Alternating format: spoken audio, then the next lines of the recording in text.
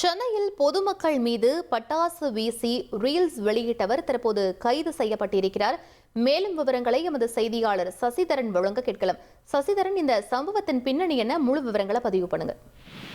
நாடு முழுவதும் கடந்த 20ஆம் தேதி தீபாவளி பண்டிகை விமரிசையாக கொண்டாடப்பட்ட நிலையில் சைதாப்பேட்டை பகுதியில் சாலையில் சென்ற பொதுமக்கள் மீது பட்டாசுகளை வெடித்து போட்டு தூக்கி சென்ற சம்பவம் பரபரப்பை ஏற்படுத்தியிருக்கிறது. அந்த வீடியோ காட்சிகள் தனது இன்ஸ்டாகிராம் பக்கத்தில் ஒரு நபர் பதிவேற்றம் செய்திருந்த நிலையில் அதில் கமெண்ட் செய்யப்பட்ட அடிப்படையில் சென்னை காவல்துறை அவரது கைது செய்திருக்கிறது. சைதாப்பேட்டை போலீசார் அந்த ஐடி சைதாப்பேட்டை சம என்கிற தலைப்பில் இருக்கக்கூடிய ஐடியை சோதனை மேற்கொண்ட போது ஆலந்தூர் ரோடு சாலை பகுதியை சேர்ந்த ஜலால் என்கிற சுரேஷ் என்பவரை கைது செய்து சிறையில் அடைத்திருக்கிறார்கள். பொதுமக்களை அச்சுறுத்தும் வகையில் சாலையில் நடந்து சென்ற பொதுமக்கள் மீது பட்டாசுகளை தூக்கி வீசியதாக புகார் எழுந்த இடத்தில் அவரை கைது செய்து சிறையில் அடைக்கப்பட்டிருக்கிறார். விவரங்களுக்கு நன்றி சசிதரன். உங்கள் தந்திவன் தொலைக்காட்சியில் தாமரை தினமும் மதியம் 1 மணிக்கு காண தவறாதீர்கள்.